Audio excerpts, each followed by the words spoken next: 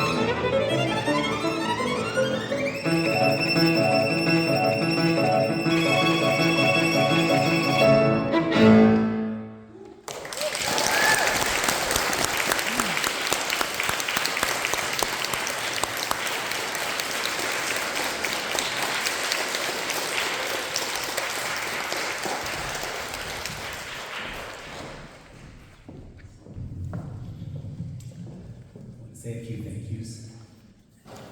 First of all, it's Allison Lee for playing this recital. Thank you so much, Allison.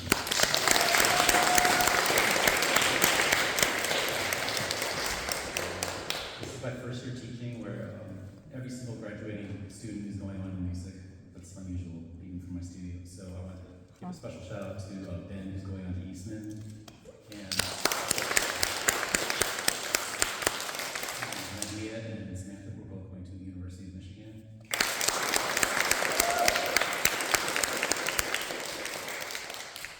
Who's my fancy here? Spencer. Went to Northwestern.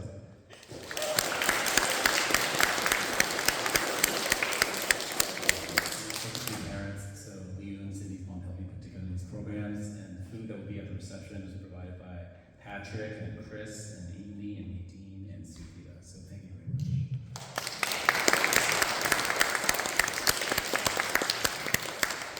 Lastly, I want to thank all of you for being part of this culture I'm trying to create, where we try to strive for excellence as best we can, but it's okay not to be perfect. And you want to enjoy the journey in a way. Every single person here is part of that, so thank you. And finally, this recital has left my heart very warm, and I plan to do this many more times, so if you feel left out because you didn't play today, you're probably next. So thank you.